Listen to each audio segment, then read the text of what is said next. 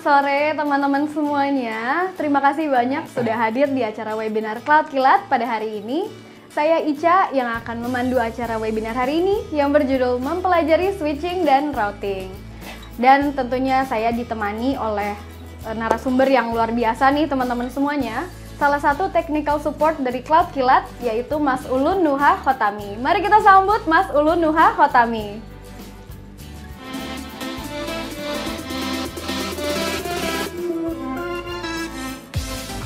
Oke, apa kabar nih Mas Ulun hari ini? Alhamdulillah baik, Mbak Ica. Mbak Ica sendiri gimana? Baik juga, Alhamdulillah. Dan Mas Ulun ada kegiatan apa aja nih selain ke kantor? Baik, selain saya bekerja di Cloud Kilat, saya juga mengikuti pelatihan untuk jaringan komputer juga ya. Wih, keren banget nih Mas Ulun nih teman-teman semuanya. Dan juga nanti kita akan ada sesi tanya jawab dan ada hadiahnya loh teman-teman semuanya. Untuk 5 pertanyaan terbaik akan mendapatkan hadiah berupa saldo OVO atau GoPay senilai Rp100.000. Nih jadi teman-teman pasti makin semangat nih untuk bertanya nih ke Mas Ulun. Mas Ulun sendiri gimana? Udah siap belum nih Mas Ulun? Harus siap dong. Oke, nih Mas Ulunnya udah siap nih teman-teman. Jangan lupa juga untuk follow akun sosial media Cloud Kilat tentu saja di Twitter dan Instagram @cloudkilat, Facebook fanpage Cloud Kilat, dan jangan lupa subscribe-nya nanti di YouTube Cloud Kilat. Nih Mas Ulun gimana, udah follow belum nih? Udah dong. Udah, mantep banget ya ternyata Iya. Mas Ulun ini. Dan karena kita sudah memasuki waktu untuk materi, kepada Mas Ulun waktu dan tempat saya persilahkan. Baik, terima kasih Mbak Ica.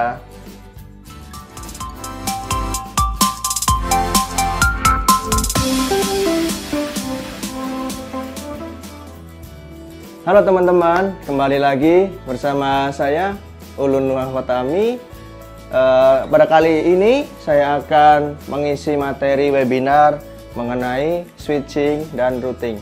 Nah, pada kesempatan sebelumnya kita sudah mempelajari tentang network fundamental. Mungkin saya akan mengulik sedikit ya tentang yang kemarin, yaitu ada TCP/IP, ada OSI, lalu ada IP address, subnetting, dan lain-lain. Baik, kali ini kita akan mempelajari tentang switching dan routing. Lalu switching dan routing itu apa sih? Gitu. Dan switching dan routing ini ada di layar mana aja? Gitu. Oke, switching dan routing ini kalau switching biasanya ada di layar 2 ya. Kalau routing ada di layar 3. Oke, kita langsung masuk saja. Nah, untuk slide berikutnya ini ada konsep switching. Slide pertama ya. Pastinya kalau kita terutama untuk network pasti harus tahu tentang konsepnya. Nah, switching ini adalah sistem yang dapat dipakai untuk menghubungkan jalur komunikasi. Lalu konsep frame switching ada 2 istilah nih yang terkait dengan frame yang masuk dan keluar dari interface. Namanya adalah ingress dan egress. Ingress sendiri adalah yaitu paket yang masuk ya. Ini digunakan untuk mendeskripsikan port tempat frame memasuki perangkat. Lalu yang egress itu ya berarti ada frame yang meninggalkan perangkat atau interface ya. Lalu ada paket switching. Nah, paket switching ini adalah sebuah metode yang digunakan untuk memindahkan data di dalam jaringan. Fungsi utama dari paket switching ini adalah menerima paket dari pengirim untuk diteruskan ke penerima. Saya akan coba gambarkan. Ini tuh gambar yang dimaksud tuh apa sih? Nah, contoh ada paket dari luar gitu ya, mau masuk ke dalam. Itu masuknya lewat port 1, di mana port 1 itu destination address-nya adalah EE. Lalu yang ingin dituju adalah ke EA. Bisa kita lihat di sini. Yang destination address EA adalah port 4. Lalu si switching ini berfungsi buat untuk mengirim frame paket dari port ingress ke egress tersebut yang diinginkan ya, destination address. Oke. kita lanjut ya. Nah, lalu di sini ada pengertian switch. Pastinya teman-teman kemarin sudah belajar ya tentang perangkat-perangkat jaringan komputer. Ada router, ada switch, ada hub. Nah, kali ini kita akan membahas tentang switch. Switch adalah suatu alat untuk menghubungkan komputer dengan komputer lainnya dalam satu LAN atau local area network. Berbeda dengan router yang menghubungkan dengan berbeda network atau berbeda LAN. Lalu switch berguna untuk membagi collision domain yang besar menjadi lebih kecil. Collision domain itu apa sih? Dari namanya aja collision atau bertabrakan gitu ya. Lalu contohnya adalah di sini ada Ethernet kabel alias RJ45. Itu yang warna biru, putih, yang oranye, putih oranye di belakang komputer. Atau kasus yang lebih sering adalah bottleneck. Mirip dengan kemacetan di jalan tol, gerbang tolnya kecil, yang mau ke sana berebutan. Nah, fungsinya switch ini dia buat membagi si ibaratnya mobil-mobil ya di dalam gerbang tol itu biar dia nggak bottleneck, biar nggak terlalu bertumpuk pada satu gerbang tol. Di situ ada gambar switch dan gambar hub. Oke, kita lanjut dulu. Nah, ini ada namanya broadcast domain. Jadi broadcast domain ini saya analogikan seperti ini. Di sini ada server. Server akan mengirim ke banyak perangkat yang terhubung kepada switch ya. Saya definisikan broadcast domain adalah secara umum dapat definisikan sebagai perangkat yang dapat mengirim sinyal ke banyak device dalam jaringan tertentu. Nah, switch ini pun juga ada dua. Ada yang manage dan ada yang unmanaged. Yang manage itu kita bisa setup VLAN, kita bisa membaginya ya. Lalu dipasangkan IP juga bisa di switchnya. Lalu kalau yang unmanaged itu kita tidak bisa untuk meng-setup switch tersebut. Lalu lanjut. Nah, terus hubungannya apa sih bedanya sama hub gitu? Oke, kelebihannya dulu. Untuk pakai hub bisa menyampaikan pesan secepat mungkin. Jadi hub itu karena dia tidak tahu paket akan dikirim ke siapa aja. Jadi dari hub, dari komputer semisal ke komputer yang lain, dia akan mengirim ke semua perangkat yang terhubung ke hub tersebut. Lalu ada kelemahannya nih, adalah ketika ada pesan yang ditujukan untuk satu komputer, hub mengirim pesan tersebut ke semua komputer yang terhubung, yang dimana komputer yang lain tidak membutuhkan pesan tersebut. Oke, di sini hub kayak itu ya, dia mengirim paket ke banyak komputer yang dia tidak inginkan gitu. Semisal kita seorang finance gitu ya, finance dia harus ke finance dong. Nah, si finance ini mengirim paket juga ke manajer, ke teknis juga. Nah, hal itu pasti tidak nggak bakal itu ya efisien. Dan buat apa gitu mengirim paket ke selain ke finance gitu ya. Untuk perbedaannya ini adalah untuk switchnya adalah kelebihannya adalah lebih cepat menyampaikan pesan daripada hub. Switch mampu mencegah terjadinya looping. Looping sendiri adalah paket yang bolak-balik. Lanjut dengan menggunakan spanning tree protokol dan dapat membuat VLAN. Nah, untuk mencegah looping nanti ada namanya spanning tree protokol atau port security ya, dan dapat membuat VLAN. Nanti akan kita bahas. Oke, kita lanjut. Kita lanjut ke VLAN dulu. Apa sih VLAN itu? Kok kayaknya orang banyak nyebut yang namanya VLAN gitu, terutama dunia network ya, orang teknis gitu. VLAN merupakan suatu model jaringan virtual yang tidak terbatas pada lokasi fisik LAN. Nah, VLAN berada pada suatu LAN sehingga dapat berkomunikasi seperti halnya bila perangkat tersebut terhubung ke jaringan yang sama. Contoh di sini ada 3 lantai ya. Di situ ada VLAN 2, VLAN 3, VLAN 4. Nah, fungsi VLAN ini adalah untuk membagi jaringan yang seumpamanya mereka tidak membutuhkan ya. Contoh IT, pastinya HR nggak mau dong filenya akan diterima oleh IT gitu ya. Itu kan rahasia perusahaan. Nah, jadi paket tersebut akan dikirimkan kepada HR aja gitu. Lah, kenapa kok nggak pakai router aja gitu? Nah, di sini. Ini switch juga bisa, kelebihannya juga bisa buat cut cost gitu ya, memotong pengeluaran gitu ya. Karena adanya switch ini bisa membagi tanpa harus membeli router yang mahal gitu ya. Oke, kita lanjut. Ada jenis-jenis VLAN. Ini ada default VLAN. Default VLAN ini terdapat di switch yang manage ya, yaitu VLAN 1. Ini terjadi di layer 2 dikaitkan dengan VLAN 1. Contoh di sini ada switch. Saya menggunakan switch Cisco ya. Jadi untuk komennya seperti ini. Show VLAN brief. Lalu akan keluar VLAN 1 name default. Nah, secara default si ports itu akan terhubung ke VLAN 1. Nah, VLAN 1 ini apa sih? Nah, kita akan lanjut buat pembagian jenis-jenis VLAN berdasarkan kelasnya. Oke, di sini ada 4 ya buat jenis-jenis VLAN berdasarkan traffic class.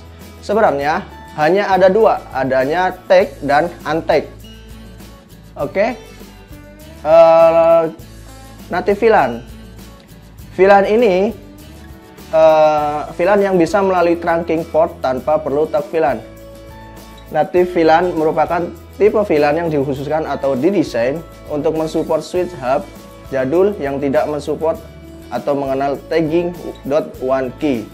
Ini maksudnya apa? Kan dulu ada hub tuh, hub yang dia nggak bisa menerima frame, nggak bisa menerima VLAN gitu ya. Nah, di native VLAN ini fungsinya hadir buat mensupport biar hub itu membaca si paket tersebut. Lalu ada manajemen VLAN. Manajemen VLAN ini digunakan biasanya untuk SSH, Telnet, HTTPS, dan HTTP, dan SNMP. SSH sendiri dan Telnet itu untuk remote ya, remote si switch gitu ya. Lalu HTTPS dan HTTP itu buat web gitu ya, dan SNMP buat monitoring. Lalu ada trunking VLAN.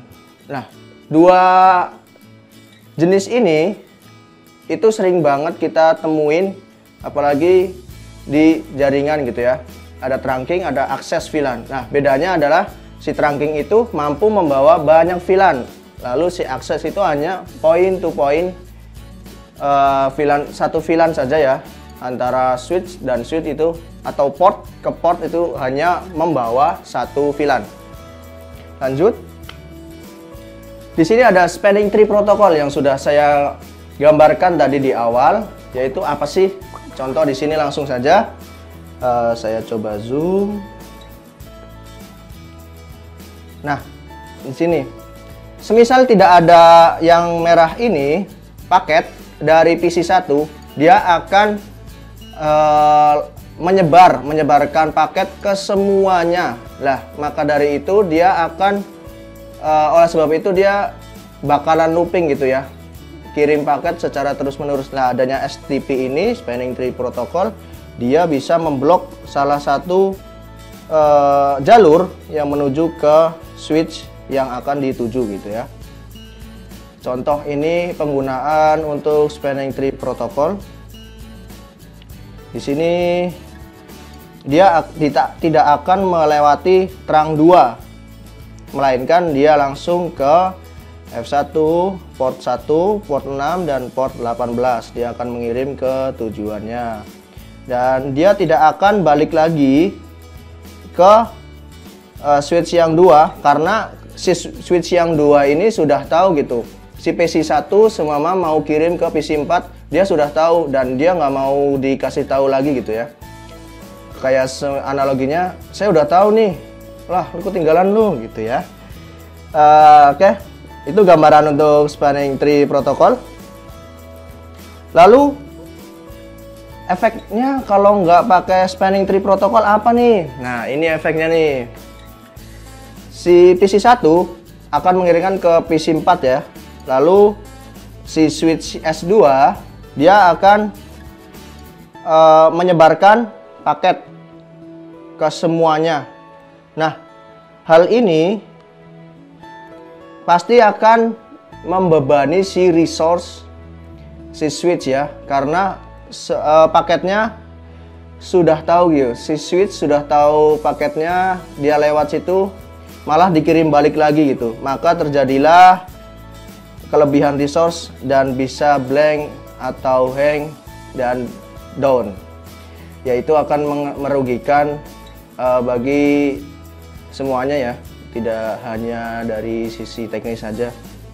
Kalau sistem sudah down, pasti akan dirugikan semuanya. Itu gambaran dari broadcast room, seperti badai ya, badai broadcast. Lalu selanjutnya, nah itu tadi untuk switchingnya ya. Lalu kita akan masuk ke konsep routing. Di sini kita akan belajar konsepnya aja karena waktunya tidak cukup. Kalau saya bahas dengan labnya, maka akan membutuhkan waktu yang mungkin cukup lama gitu ya. Lalu masuk ke konsep routing.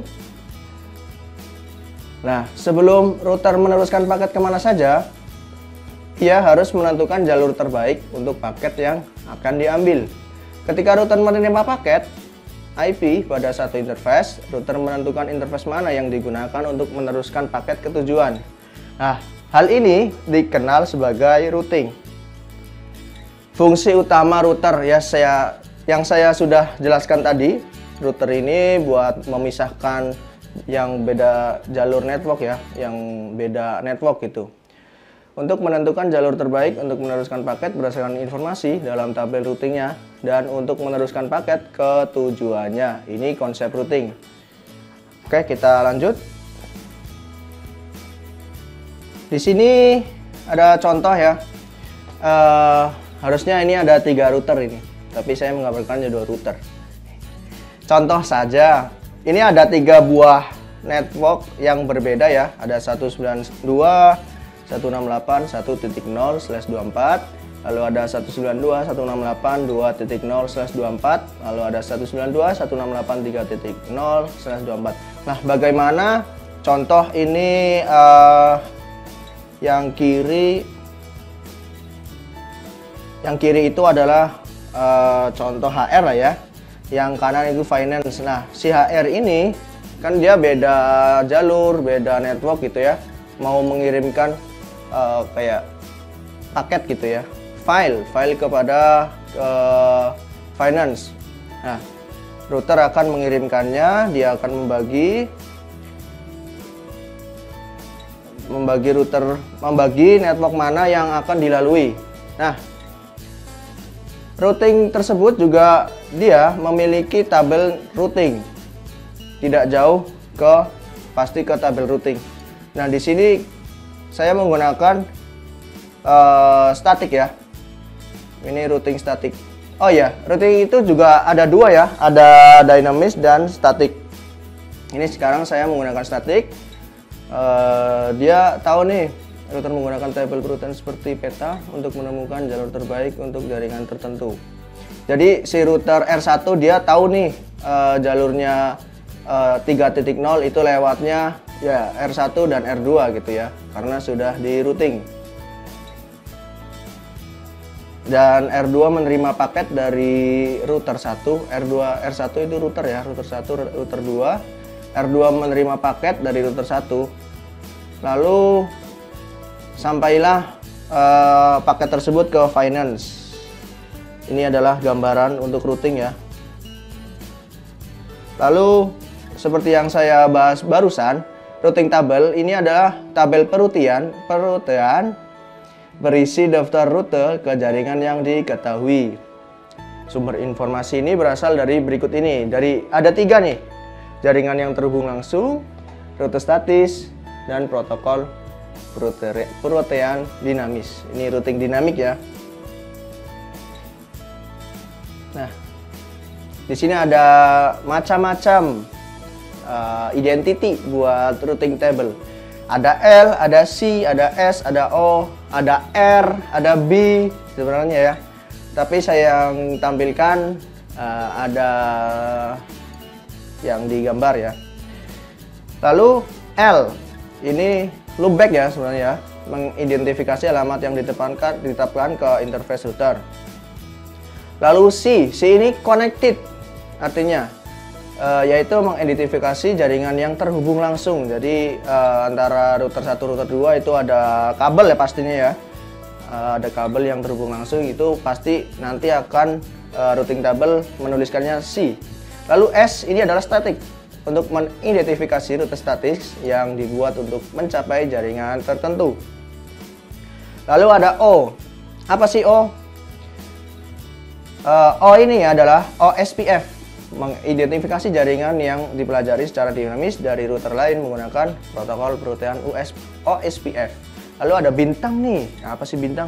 Nah, rute ini merupakan kandidat default. Jadi keluarnya si gateway lah ya untuk internet gitu ya. Jadi melalui identity bintang ini. Sebenarnya masih banyak identity yang lain, cuma di table ini ya hanya begitu ya. Lanjut.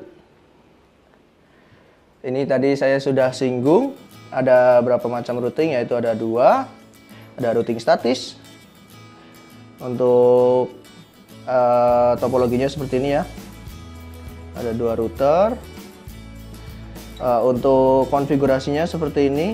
Ini saya konfigurasi di Cisco. Kalau di Mikrotik pun sama ya, IP route. Oke, ini ada routing dinamis. Saya akan jelaskan sedikit. Nah, contoh nih, ada 3 nih. Contoh si PC2 mau ke PC3. Nah, dia lewat mana nih? Oke.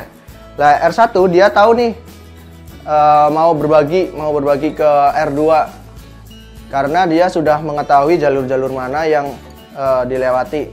Begitupun R2 atau router 2. Dia pun membagi semua routing table-nya kepada R1.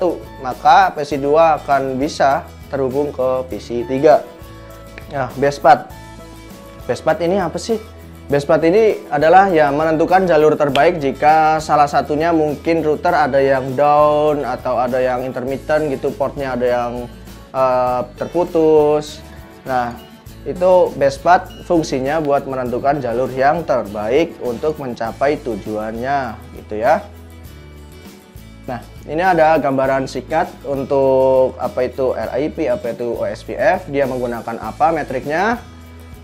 Untuk RIP menggunakan teknologi distance vector atau routing yang hanya melihat arah dan jarak menuju satu jaringan tujuan. RIP tidak memiliki peta yang lengkap tentang jaringan yang ada. Jadi RIP ini semisal ada 3 router, dia ya harus melangkai hop count gitu ya.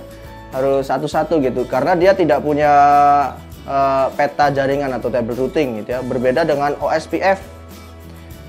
Ini metriknya dia pakai bandwidth atau link state ya, link state.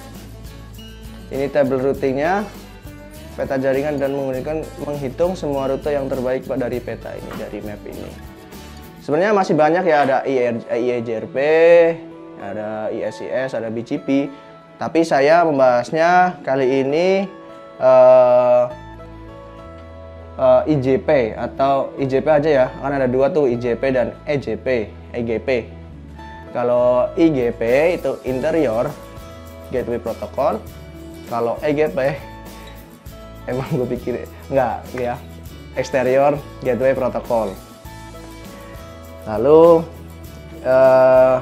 saya akan coba untuk menampilkan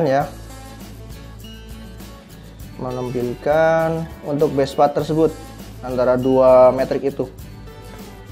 di sini contoh RIP ya. Dia menggunakan hop count.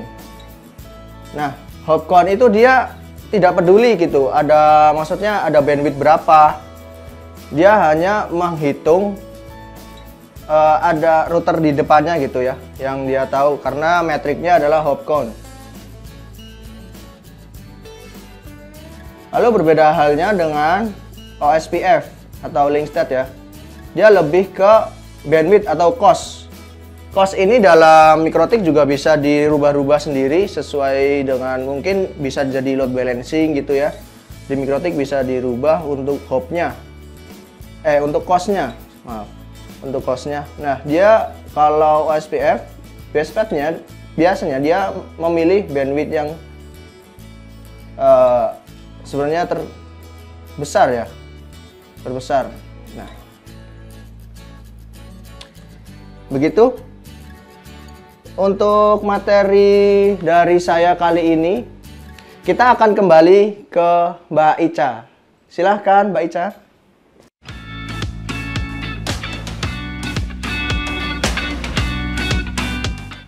Halo para penonton setia Cloud Kilat. Hari ini kami akan mengumumkan sesuatu yang spesial untuk kalian semua, yaitu sebuah kejutan istimewa berupa kode voucher senilai 15% untuk setiap pembelian baru Kilat VM 2.0. Gunakan kode voucher di bawah ini untuk menyelesaikan pembayaran Anda. Tapi ingat ya, voucher ini hanya bisa digunakan untuk pembelian baru saja, bukan untuk perpanjangan. Ayo gunakan kesempatan ini untuk berlangganan bersama kami di Cloud Kilat. Terima kasih dan sampai jumpa. Oke, terima kasih banyak ya Mas Ulun atas materinya barusan. Iya. Ini menarik banget nih materinya. Semoga teman-teman semua bisa mengambil ilmu yang bermanfaat ya dari materi tadi. Oke, jadi kita sekarang sudah memasuki sesi tanya jawab nih teman-teman semuanya. Dan ini udah ada ternyata teman-teman semuanya. Pertanyaan pertama dari Kak Haikal Sidik. Mau tanya Mas terkait STP ini, tipe STP mana yang paling banyak digunakan untuk topologi spine and leaf architecture? Oke, gimana nih Mas Ulun? Baik, terima kasih buat Mas Haikal Sidik ya. Mau tanya untuk terkait STP ini, tipe STP mana yang paling banyak digunakan? Kita menggunakannya di itu ya, paling banyak di leaf. Karena leaf itu terhubung ke spine ya, langsung. Jadi STP-nya kita gunakan di leaf aja ya. Mungkin gitu, Mbak Ica. Oke, kalau begitu. Ini ada pertanyaan selanjutnya dari Kak Deka Purnomo. Mas, untuk belajar seperti ini, apakah menggunakan paket tracer dari Cisco itu harus bayar juga? Dan untuk bahasanya, apakah ada yang berbeda antara Cisco dan HP yang lainnya? Atau routing configuration ini bahasa universal dalam networking? Oke, baik, terima kasih buat Mas Deka Purnomo ya. Untuk paket tracer dari Cisco itu setahu saya tidak ada yang bayar ya, free. Kita hanya mendaftar dari netadjat.com gitu ya. Setahu saya tidak ada yang bayar, yang free aja. Dan untuk bahasanya apakah ada yang berbeda antara Cisco dan HP dan HP atau yang lainnya? Yang saya gunakan saat ini adalah Cisco aja ya Mas. Kalau HP itu saya kurang paham itu. Dan untuk routing configuration ini ada yang berbeda-beda ya. Saya menggunakan 3 ya, itu Juniper, Cisco sama MikroTik, dan itu sama sih ya, IP routing seperti itu. Baik, Mbak Ica. Oh sudah, oke, baik. Terima kasih Mas Ulun untuk jawabannya. Lalu ada pertanyaan ketiga dari Muhammad Fidin Firmansyah. Mau tanya nih perbedaan switch layer 2 dan switch layer 3 dan mana yang paling baik untuk digunakan, dan dijelaskan fungsinya DSCP pada QoS pada switch. Baik, terima kasih buat Muhammad Fidin. Perbedaan switch layer 2 dan switch layer 3. Switch layer 2 itu biasanya tidak ada IP ya. Kalau switch layer 3 itu ada IP address-nya dan bisa di routing gitu. Dan mana yang paling baik untuk digunakan? tergantung kebutuhan ya. Kalau semisal untuk LAN aja itu pakai VLAN di layer 2 itu cukup ya. Kalau semisal mau ada beda gedung gitu, beda kantor gitu, bisa pakai yang switch layer 3. Baik begitu, Mbak Ica. Oke, baik. Lalu untuk pertanyaan selanjutnya ada dari Muhammad Ridwan Hakim nih. Kak Muhammad Ridwan Hakim bertanya, Mas, punya referensi literatur online yang bagus untuk panduan setting switch HP managed untuk buat VLAN? Oke, terima kasih buat Mas Muhammad Ridwan Hakim ya. Untuk HP managed sendiri kita tidak pakai ya, jadi untuk referensinya saya kurang paham. Tapi untuk Cisco pastinya di netachat.com ya.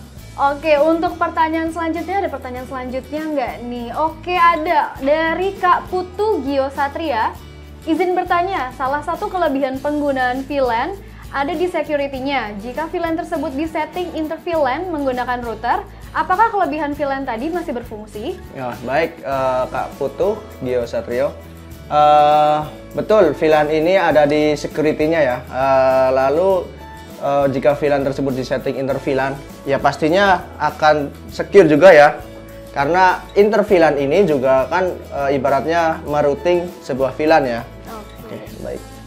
Oke, jadi begitu ya Kak Putu. Iya. Semoga jawabannya bisa membantu Kak Putu. Oke, nih udah ada lagi belum nih pertanyaan dari teman-teman ya? Oke, oh ada nih dari Kak Haikal. Mau tanya lagi Mas? Oke. Apakah dalam routing table itu harus selalu ada default route untuk terkoneksi ke internet dari segmen internal? Karena use case di lapangan saya temui itu harus ada default route walau ada routing static ataupun dynamic. Terima kasih. Baik, terima kasih buat Mas Haikal ya sudah bertanya. Apakah default route itu penting? Ya, saya sangat penting itu karena ibaratnya buat gateway dari paket yang masuk ya maupun keluar. Walaupun itu ada routing statis maupun routing dinamis. Case-case yang saya pernah sering ketemu itu kalau nggak ada default route dia tidak akan bisa keluar atau kadang RTO gitu ya atau DHU gitu ya. Baik, begitu ya Mbak. Oke, untuk pertanyaan selanjutnya ada dari Kak Deka Purnomo. Mas, bedanya dan fungsi atau kelebihannya BGP apa Mas? Baik, fungsi atau kelebihan BGP. Nah, di sini saya itu lebih memegang ke network yang internal ya. Jadi untuk BGP-nya itu saya tidak pegang gitu ya. Tapi untuk kelebihannya dia bisa menyatukan AS number yang berbeda gitu ya dari banyak router gitu ya di luar buat terhubung ke perangkatnya masing-masing gitu. Oke. Untuk pertanyaannya yang tadi nih yang lagi kita tanyakan nih, aku ulang lagi ya teman-teman. Dari Kak Haikal dan satu hal lagi, jika ada routing yang kurang benar konfigurasinya sehingga menyebabkan asymmetric routing, apakah ada cara tracingnya selain trace route? Misal dari ISP pakai routing BGP dan dari sisi kliennya pakai OSPF untuk next hop ke router ISP. Baik, untuk Mas Haikal, untuk saat ini tracingnya ya pakai trace route ya, karena trace route juga tahu dia paketnya berhenti di mana. Nah, nanti biasanya kita akan menghubungi ISP ada masalah nggak nih gitu dari si BGP-nya. Kalau si OSPF kita udah beres gitu ya, biasanya kita akan menghubungi ke ISP gitu dan ISP akan menginformasikannya. Begitu ya Mas Haikal. Oke, baik. Gimana Mas Haikal? Udah oke belum nih jawabannya? Dan teman-teman juga kalau misalnya tadi lupa pertanyaannya, aduh apa ya tadi pertanyaannya? Langsung aja teman-teman on cam dan raise hand. Jadi kita bisa langsung tanya jawab ke Mas Ulun nih dan kita juga bisa ngeliat wajah-wajah dari teman-teman yang masih semangat ngikutin webinar Cloud Kilat hari ini. Dan pertanyaan selanjutnya ada dari Kak Sadam Alfian. Izin bertanya, untuk pemahaman networking seperti ini, apakah harus dikuasai juga oleh sysadmin atau DevOps engineer? Ataukah pemahaman routing dan configuration ini adalah bidangnya orang network engineer ya Mas? Terima kasih sebelumnya. Baik, terima kasih buat Mas Sadam. Tidak terlalu dikuasai ya buat si sysadmin dan yang lainnya gitu ya. Karena di Linux juga bisa di routing gitu ya. Ada open source buat routingnya gitu, kayak FRR gitu ya, Free Routing Range.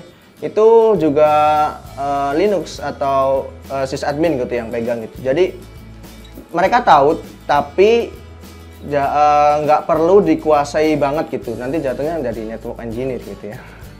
Ya, baik. Oke. Jadi begitu ya Kak, semoga jawabannya dari Mas Ulun bisa memuaskan kakaknya nih. Oke, untuk pertanyaan selanjutnya, ada pertanyaan selanjutnya yang ada ternyata dari Kak Muhammad Fidin. Perbedaan tag dan untag pada VLAN apa ya Mas? Ya, baik, terima kasih Mas Muhammad Fidin. Bedanya tag dan untag itu kayak tadi ada VLAN trunking dan VLAN access. Nah, VLAN trunking dan access itu adalah tag ya. Jadi VLAN semua 10, nah mereka akan dibawa oleh switch VLAN 10 itu ke tujuannya, itu yang tag. Lalu yang untag seperti default VLAN, seperti native, itu dia akan dilewatkan langsung gitu ya, sesuai dengan untag si VLAN-nya. Contoh untag natifnya dirubah jadi untag 100 gitu ya. Si hub ini kan nggak tahu VLAN tuh, nah dia tetap masih bisa membaca si untag VLAN itu. Oke, begitu Kak jawabannya. Dan pertanyaan selanjutnya dari Kak Daniel. Izin bertanya Mas, apakah ada perbedaan teknologi routing dan switching pada jaringan enterprise dan provider? Kemudian apakah routing dan switching juga digunakan pada jaringan telekomunikasi seperti telepon, seluler, dan lain-lain? Terima kasih. Baik, teknologi routing dan switching ini digunakan ya, terutama kan tadi Masnya bilang telepon, seperti mungkin VoIP ya, Voice on IP ya, Internet Protocol gitu ya, IP address. Routing switching ini digunakan untuk VoIP itu, untuk telekomunikasi itu ya.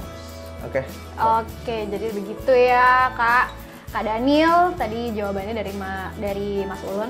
Oke, ini selanjutnya ada dari Muhammad Zul. Oke, dari Kak Muhammad Zul.